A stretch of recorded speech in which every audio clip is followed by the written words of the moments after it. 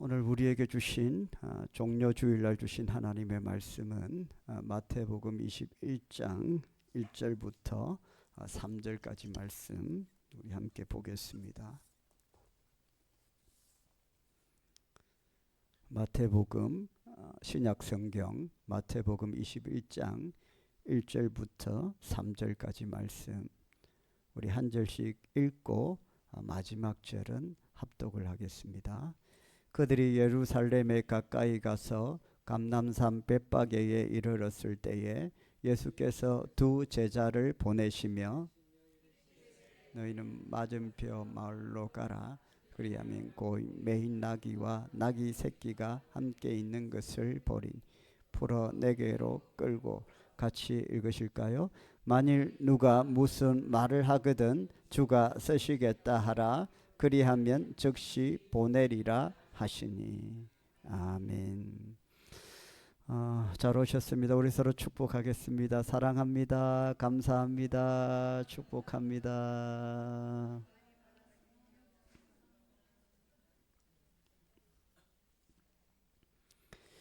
오늘은 교회력으로 종려주일이라고 합니다.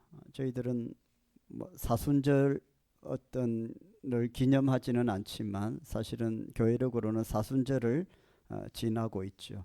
이제 사순절의 어떤 행사들이 가톨릭에서 많이 강조되기 때문에 종교교육 이후로 개신교에서는 그거 별로 이렇게 큰 행사를 하지는 않지만 그 의미는 굉장히 중요한 날들이기 때문에 지금 사실은 사순절 기간이고 또 오늘은 종려주일이고 다음 주 한 주 동안은 고난주간으로 교회에서 그렇게 보내고 있습니다. 예수님은 이 땅에 오셔서 3년 동안 공생애를 하셨습니다.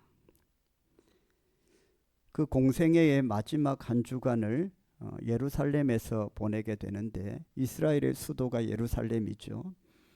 지금도 그렇고 고대 시대의 성경 시대에도 마찬가지로 예루살렘은 정치, 경제, 사육, 교육, 문화의 중심지였습니다.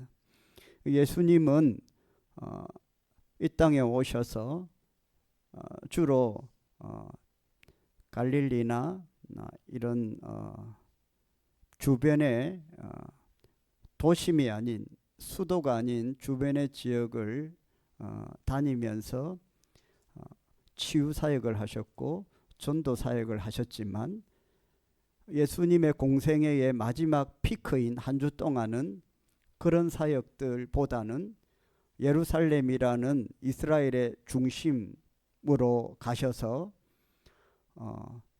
주님의 마지막 대속의 사역을 이루시기 위한 준비를 하십니다.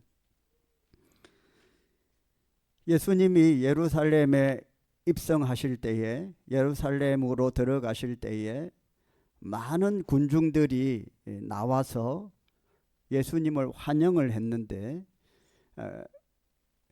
예루살렘에 살고 있던 그 사람들은 간절히 예수님을 기다렸죠.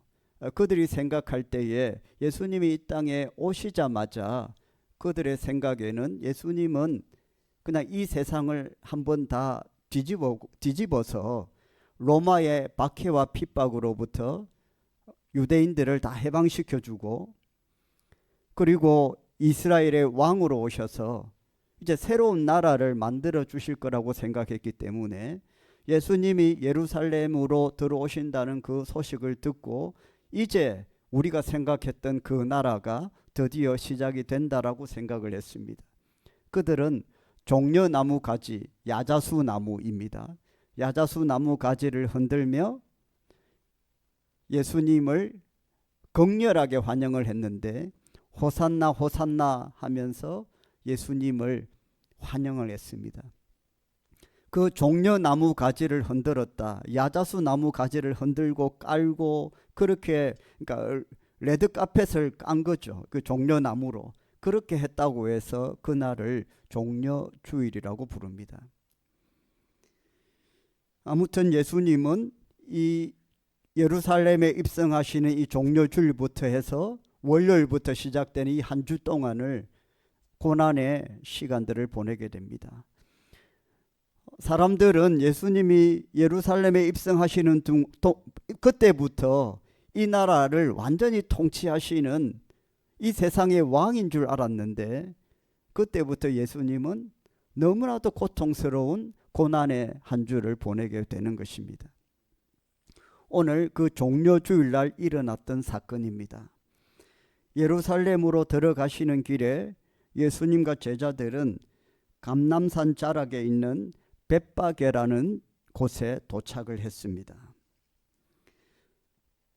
예수님은 오늘 1절 말씀에 두 제자에게 명령을 하시는데, 어떤 명령이냐 하면 맞은편 마을로 가서 매여 있는 나귀와 나귀 새끼를 끌고 오라는 말씀을 하십니다. 오늘 말씀 2절을 한번 읽어볼까요? 다시 본문 보시고 시작.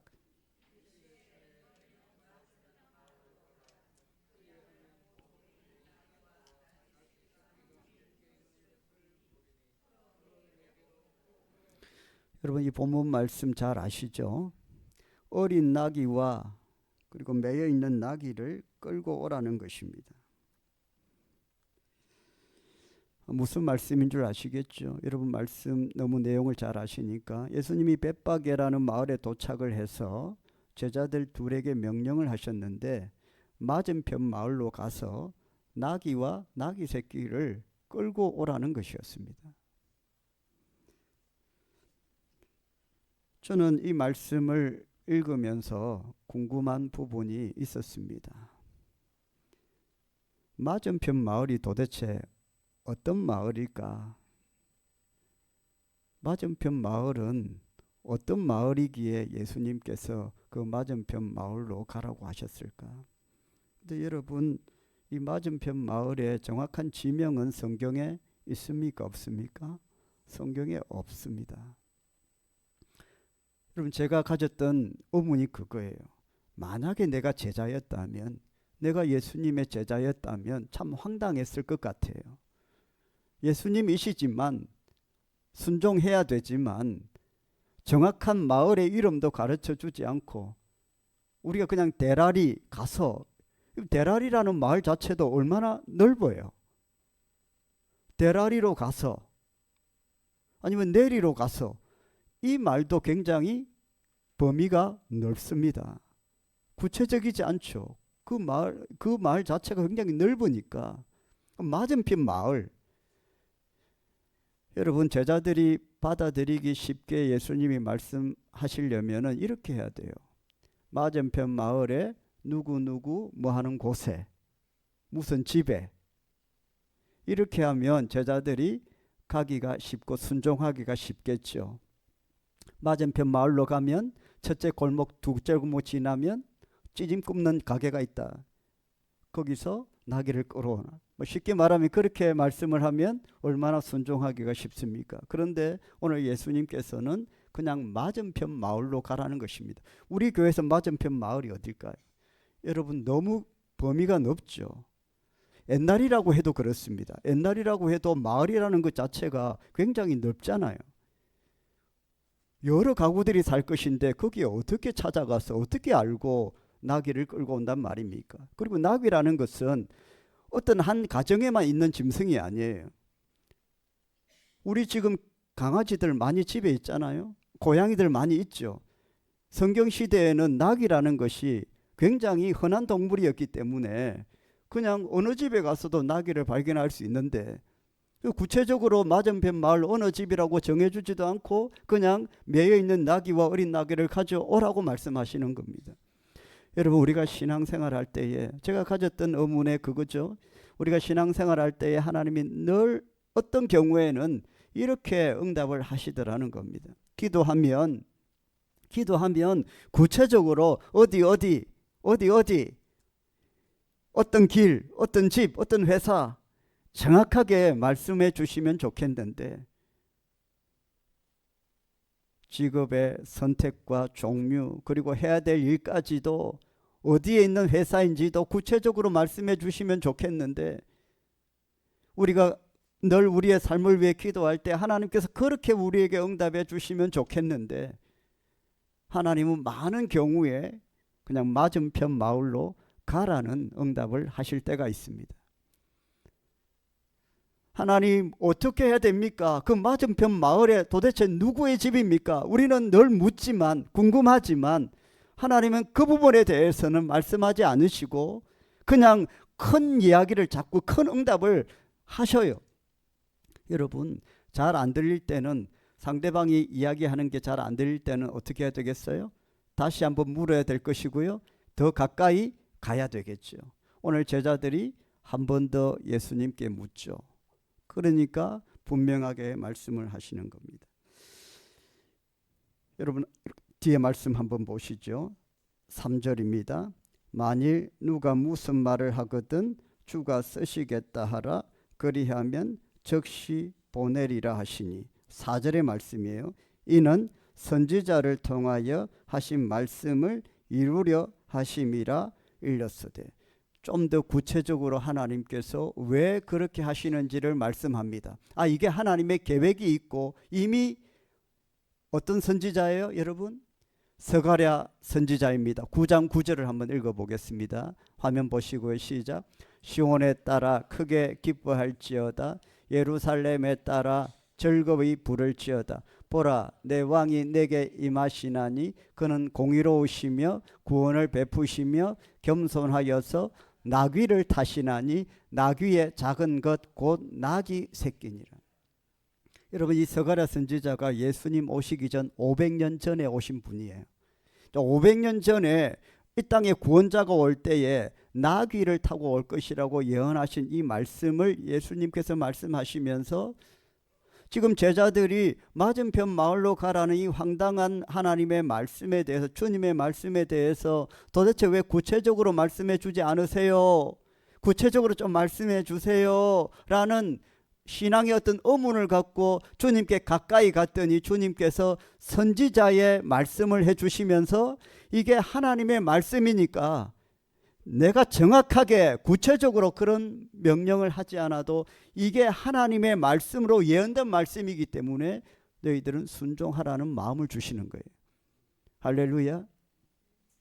하나님께서 무슨 점을 치듯이 우리 인생의 길을 이곳저곳 시간까지 정확하게 토시 안 틀리고 가르쳐 주시지 않는다는 겁니다. 그런데 여러분 우리가 순종함으로 나아갈 때 하나님께서 그 문이 열리는 우리의 삶을 허락하신다는 거예요. 하나님의 계획이 보이기 시작하는 겁니다. 더 가까이 나아갔더니 500년 전에 계시된 하나님의 계획이 들려지기 시작하는 것입니다. 우리가 순종하면요 하나님께서 더 많은 계획들을 우리에게 보여주실 줄 믿으시길 바랍니다. 순종의 문이 일단 닫혀버리면 이 놀라운 하나님의 계획이 저희들에게 오지 않아요. 그런데 막연하지만 그것이 하나님의 말씀이니까 우리가 그걸 믿고 붙들고 끈을 잡고 계속 따라가면 하나님께서 더 구체적이고 선명하고 더 놀라운 하나님의 계획을 우리에게 보여주신다는 겁니다.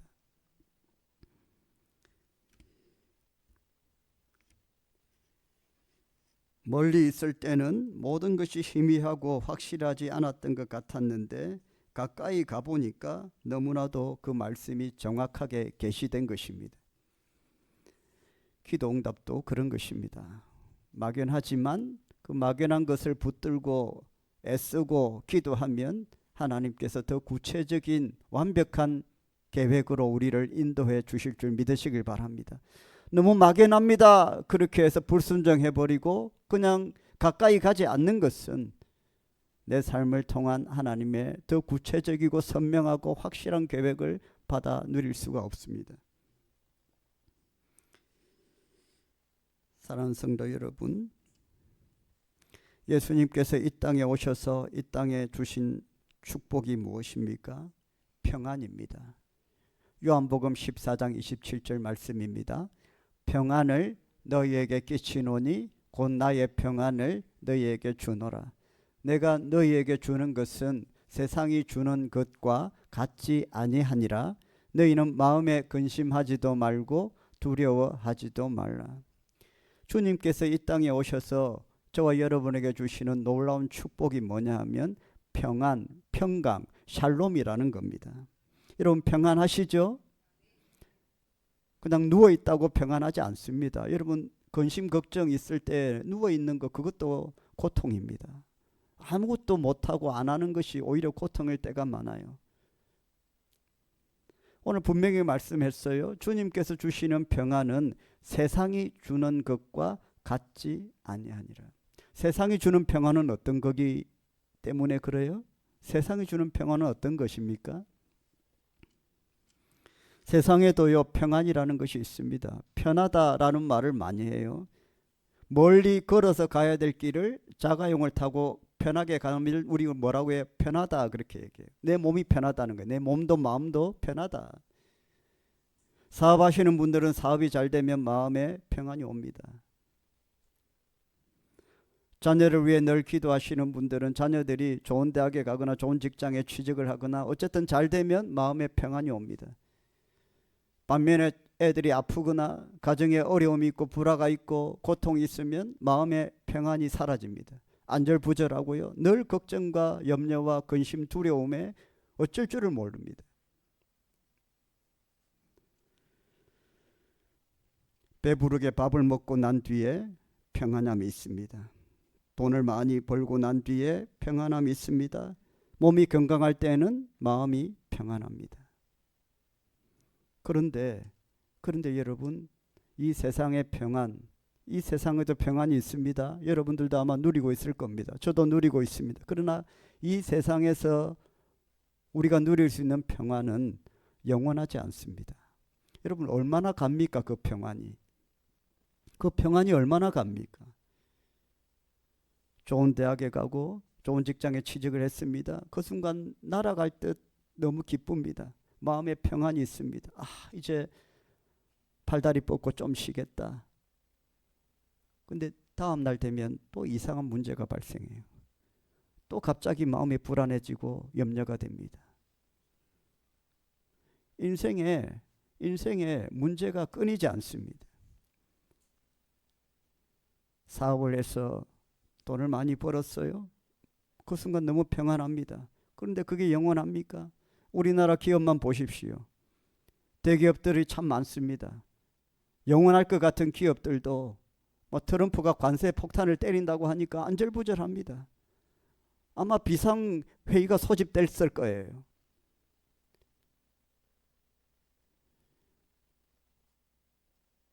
평안과 불안과 염려, 또다시 평안과 불안과 염려, 이게 반복되는 것이 이 땅의 인생입니다. 하나님은 우리에게 그런 것을 허락을 하셨습니다. 그렇게 살도록 우리에게 허락을 하신 거예요. 이 땅에 하나님께서 우리에게 주신 이 인생은 영원히 평안할 수도 없고 영원히 염려와 근심과 불안으로 살 수도 없습니다. 울었다가 웃었다가 염려했다가 평안했다가. 자, 여러분 어떤 삶을 살기를 원하세요? 울기를 원하세요? 웃기를 원하세요? 평안하기를 원하세요? 염려와 근심으로 살기를 원하세요? 아프기를 원하세요? 건강하게 살기를 원하세요? 하나님이 두 가지 선택의 상황에 우리를 다 이 땅에 허락을 하시면서 우리가 갖는 마음은 뭐예요? 건강했으면 좋겠다. 아파 보니까 못 살겠더라. 좀 잘 살았으면 좋겠더라. 돈이 없으니까 너무 힘들더라. 자식이 잘 돼야 좋지. 자식이 안 되니까 내가 안 되는 것보다 너무 고통스럽더라. 이런 선택의 상황에서 우리는 결정을 하게 돼요. 이렇게 살면 좋겠다.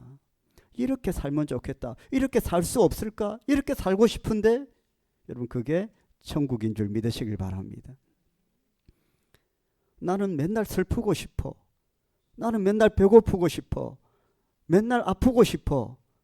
그런 걸 선택하는 사람은 없겠지만 만약 그런 걸 선택한다면 그 끝은 바로 어디예요? 지옥입니다. 하나님은 우리가 이 땅에 살면서 그 두 가지 선택의 상황 가운데에 한 가지를 선택하기를 원하시는 거예요. 다 경험하게 하시면서. 그래서 이 땅에는 눈물도 있고 아픔도 있고 또 기쁨도 있고 막 다 혼재되어 있는 겁니다. 죄인들은요 악한 것을 선택을 해요.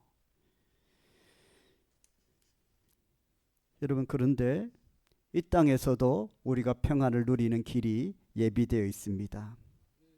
바로 예수님을 믿는 것입니다. 할렐루야. 예수님을 믿으면 우리 안에 평강이 임하는 줄 믿습니다. 환경과 상황은 그대로지만 내 안에 예수님을 모시고 주님이 나의 구주가 되시고 내가 주님의 자녀로 살게 되면 내 안에 평강이 임하게 됩니다.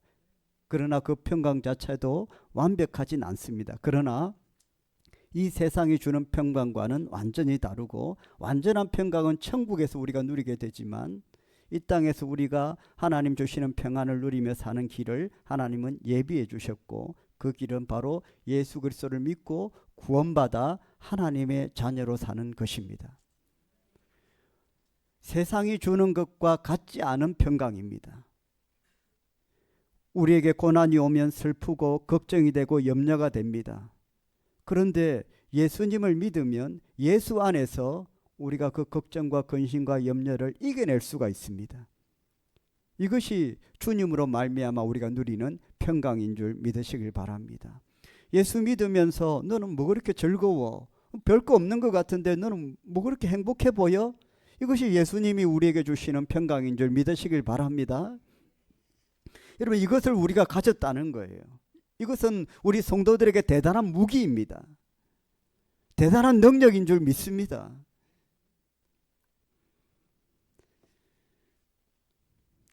분명히 여러분, 주인이 있는 낙이라고 했습니다. 매여 있다고 했습니다. 들나귀가 아닙니다. 야생 나귀가 아닙니다. 분명히 예수님은 매여 있는 나귀와 어린 새끼를 가져오라고 했습니다. 그 말씀의 뜻은 이 나귀가 주인이 있다는 뜻이에요. 그런데도 줄을 풀어서 끌고 오라는 것입니다. 오늘 3절 말씀에 그런 말씀이에요. 만일 누가 무슨 말을 하거든 주가 쓰시겠다 하라. 그리하면 즉시 보내리라. 마가복음 11장에는요 이렇게 되어 있어요. 제자들이 예수께서 이르신 대로 말한데 이에 허락하는지라. 누가 허락했다는 거예요? 주인이. 뭘 알고? 어떻게 알고? 예수님이 미리 만나셨나요? 값을 지불하셨나요? 여러분, 하나님께서 다 예비해 주셨다는 겁니다. 그 모든 상황과 환경을 열어주시는 겁니다. 우리가 믿음으로 순종할 때에 하나님께서 하시는 일들이 이런 것입니다. 우리가 환경과 상황을 뚫지 못해서 괴로워하고 힘들어하는데 우리가 순종의 문을 한번 열기 시작하면 하나님께서 환경과 상황의 문을 열어 가시는 것을 경험하게 되는 줄 믿으시길 바랍니다. 이게 하나님이 하시는 일이에요. 하나님은 우리가 할 수 있는 일을 하시는 게 아니고요, 우리가 못해서 전전긍긍하고 힘들어할 때에 그때 우리가 믿음의 문을 열고 순종의 문을 열고 나갈 때에 그 뒤에 안 되는 것들을 하나님께서 풀어서 열어주시고 되게 하시고 이루어주시는 것들을 우리가 믿음으로 나아갈 때 하나님이 하시는 일들이라는 것입니다. 그것은 믿음이 없이는 불가능하기 때문에 하나님은 우리에게 끝없이 믿음을 요구하는 거죠. 순종을 요구합니다. 믿음의 역사가 일어난다고 말씀하시는 거예요. 주가 쓰시겠다고 하라. 할렐루야. 여러분, 주님이 쓰시는 성도가 되시기를 주의 이름으로 축원합니다. 주님이 쓰시는 성도가 되기 위해서는 어떻게 해야 됩니까? 오늘 본문 말씀에 보면 매여 있어야 됩니다. 나귀가 들나귀가 되어 있는데 어떻게 주께서 쓰시겠습니까? 이리저리 날뛰는데 어떻게 쓰시겠어요? 주인의 집에 매여 있기 때문에 주님이 제자들을 보냈을 때에 그걸 줄을 풀어서 가져올 수 있었던 것입니다. 여러분, 매여 있는 것, 안 좋은 것에 매여 있는 것은 안 좋죠. 마약, 도박, 술, 여기에 매여 있는 사람들은 늘 불안하고요, 늘 죽음 같은 삶을 살 수밖에 없습니다. 그런데 좋은 것에 매여 있으면요, 그것은 기쁨이에요. 기쁨이에요. 우리 예수님께 매여 있다. 그건 너무나도 큰 축복인 줄 믿습니다. 예수님께 매여 있어야 되기 때문에 줄이 안 풀려서, 줄이 풀리면 막 아무 때나 가지 않습니까? 우리가 예수님께 매여야 되는데 예수님께 매인 이 줄이 풀어져 버리면 그냥 아무 때나 가버리기 때문에 쓸 수가 없는 거예요. 쓰고 싶을 때 어디 있는지 찾을 수가 없겠죠. 그래서 저와 여러분이 해야 될 것은 예수님께 항상 매여 있는 겁니다. 오직 주의 사랑에 매여라는 찬송이 있지 않습니까? 주님의 은혜의 줄에 매여 있어야 되고 사랑의 줄에 매여 있어야 되고 능력과 권능의 줄에 매여 있어야 되고 미국의 43대 대통령 조지 부시 대통령은 굉장한 시련의 인생을 살았다고 합니다. 술과 마약으로 폐인처럼 살았다고 하는데 지인이 전도를 해서 교회에 나갔습니다. 예수를 믿고 난 뒤로 인생이 바뀌었다는 겁니다. 그가 교회로 인도함을 받지 못했다면 그는 아직도 방황의 늪에서 헤어나오지 못했을 것입니다. 교회는 부시 인생에 있어서 결정적인 축복의 통로가 되었습니다. 여러분, 매여 있다는 것은 어떤 경우에 듣기만 해도 불편합니다. 그러나 어디에 매여 있는가가 중요합니다.